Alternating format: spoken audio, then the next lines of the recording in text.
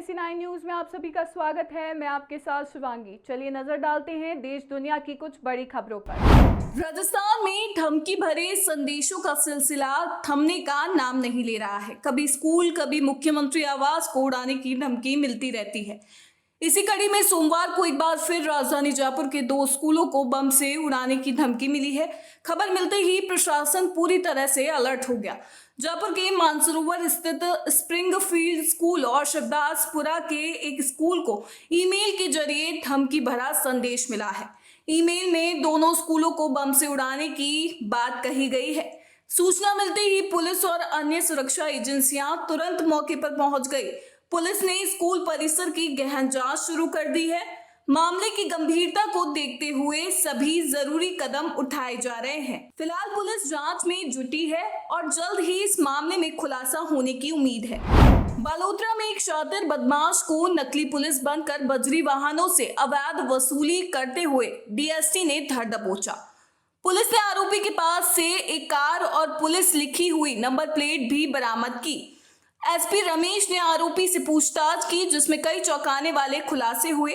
आरोपी के खिलाफ पहले भी मादक पदार्थों की तस्करी समेत कई अन्य मामले दर्ज हैं। आरोपी दिनेश सिंह राजपुरोहित आदतन अपराधी है। इससे पहले भी वह अफीम और डोडा पोस्ट की खेप के साथ पकड़ा जा चुका है।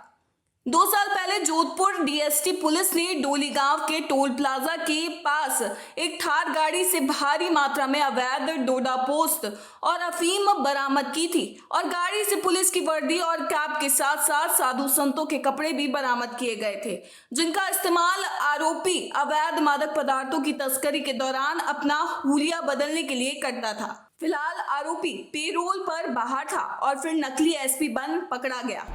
डी के कामा थाना क्षेत्र के डुबोकर गांव में सोमवार तड़के करीब 3 बजे 2 मंजिला मकान भरभराकर गिर पड़ा। घर में 5 बच्चों के साथ सो रही मां परिवार सहित दब गई, जिसमें एक भाई और उसकी बहन की मौत हो गई। बाकी घायलों को मलबे के नीचे से निकालकर कामा अस्पताल ले जाया गया। हालत गंभीर होने पर उन्हें भरतपुर में RBM अस्पताल में भर्ती कराया गया। बारिश की वजह से डीग में आधा दर्जन के करीब मकान गिर चुके हैं, जिसमें दबने से कई लोग घायल हुए हैं। बारिश की वजह से लोगों में डर का माहौल है।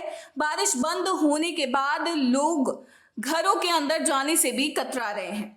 बारिश से जगह जगह जल भराव हो गया। जल भराव कम करने के लिए जगह जगह पंप सेट भी लगाए गए हैं और संबंधित अधिकारियों को भी निर्देशित किया गया है। दौसा के सदर थाना इलाके में 3 सितंबर को जयपुर आगरा नेशनल हाईवे 21 काला खो समीप पुलिस वैन और ट्रक के बीच भिड़ंत हो गई, जिसमें 2 पुलिसकर्मी घायल हो गए थे। वैन चालक कांस्टेबल संदीप शर्मा और सहायक उप निरीक्षक भंवर सिंह को जयपुर के SMS अस्पताल में भर्ती कराया गया था, जहां पर इलाज के दौरान कांस्टेबल संदीप शर्मा की मौत हो गई थी।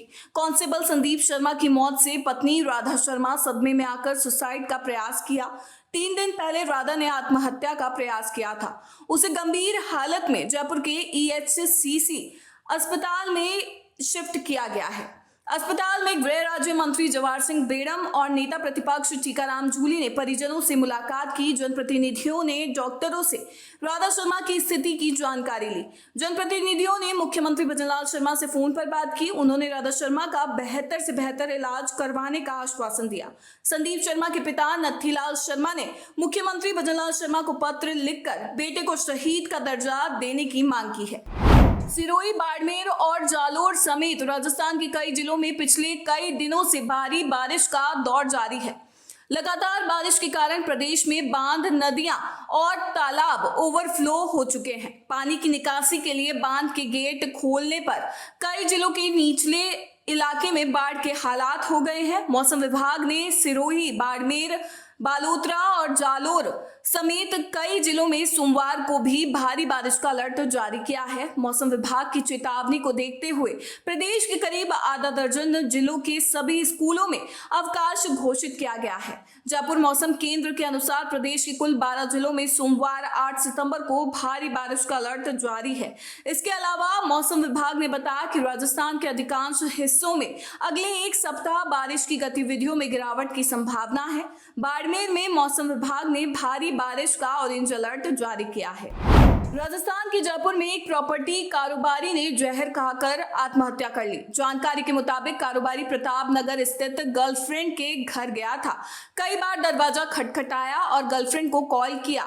जब उसे कोई जवाब नहीं मिला तो वापस लौटकर उसने सुसाइड कर लिया।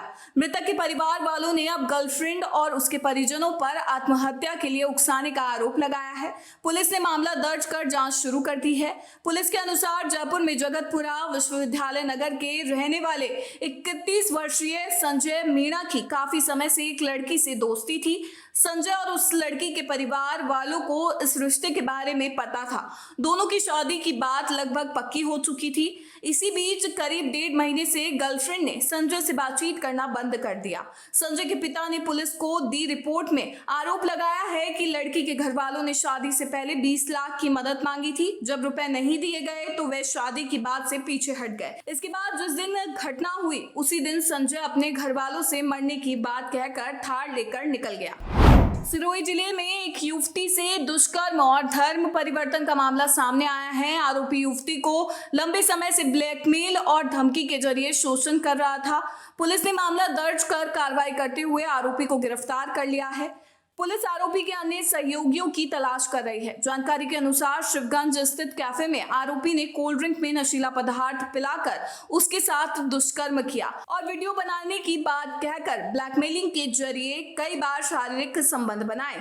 पुलिस को दी रिपोर्ट में पीड़िता ने बताया कि आरोपी मोबीन खां उर्फ मोनू और उसका साथी मोहीन खां उर्फ लादेन नाबालिग अवस्था से ही उसे परेशान कर रहे थे। आरोपी लंबे समय से ब्लैकमेल और धमकी के जरिए उसका शोषण कर रहे थे। आरोप है कि आरोपी ने उसकी अश्लील तस्वीरें बनाकर वायरल करने की धमकी दी और कहा, फिल्म बना दी है, अब तू पूरी तरह मेरी है। पुलिस ने बताया कि आरोपियों के अन्य सहयोगियों की तलाश जारी है और पीड़िता को सुरक्षा उपलब्ध कराई गई है। आरोपियों के खिलाफ कठोर धाराओं में मुकदमा दर्ज किया गया है। जयपुर परकोटे में जर्जर भवनों को लेकर निगम सख्त एक्शन ले रहा है। आमजन की जान माल की परवाह करते हुए हेरिटेज निगम प्रशासन की ओर से लगातार वार्डों में मुनादी कराई जा रही है, जिसका असर आमजन में भी देखने को मिला है। जर्जर इमारतों में रहने वाले बाशिंदों ने स्वतः ही मकानों को खाली कर दिया।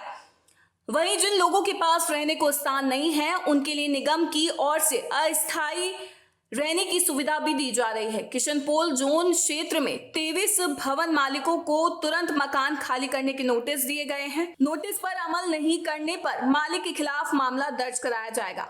सुभाष चौक इलाके में एक भवन जर्जर के हिस्से को निगम की इंजीनियरिंग विंग ने गिरा दिया है। जोन उपायुक्त की ओर से कुल 23 जर्जर इमारत को तुरंत खाली करने के लिए नोटिस दिया गया है। इसके बाद भी अगर भवन मालिक नोटिस पर अमल नहीं करता है तो निगम की ओर से मामला दर्ज कर भवन को ध्वस्त किया जाएगा।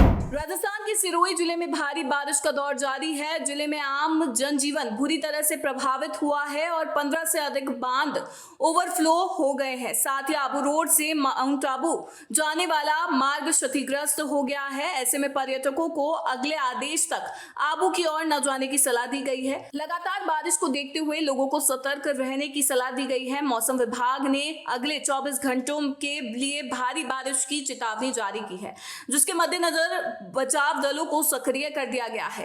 आबू में गुजरात से बड़ी संख्या में पर्यटक आए हैं। सड़क का एक हिस्सा बह जाने के बाद आबू से भारी वाहनों के आवागमन पर रोक लगा दी गई है। एक तरफा यातायात के कारण पहाड़ी रास्ते पर जाम की स्थिति बनी हुई है। पूर्व कैबिनेट मंत्री और कांग्रेस नेता प्रसादी लाल मीणा ने कांग्रेस की बैठक में लालसोट के विधायक रामविलास मीणा और लालसोट के प्रशासनिक अधिकारियों को खुलकर आड़े हाथ लिया है। उन्होंने कहा कि लालसोट में भ्रष्टाचार अपनी चरम सीमा पर है और यहां की स्थिति चिंताजनक हो चुकी है। प्रसादी लाल मीणा ने भ्रष्टाचार की एक तरह से रेट लिस्ट गिनवाई और कहा कि लालसोट में हर काम की कीमत तय है।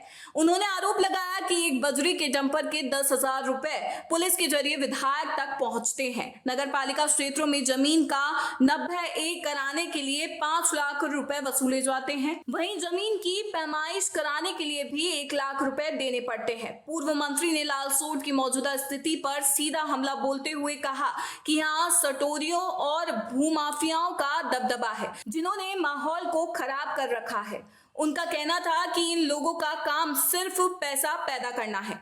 NSE9 न्यूज में फिलहाल इतना ही। आगे की खबरों से अपडेट रहने के लिए बने रहिए NSE9 न्यूज के साथ। नमस्कार।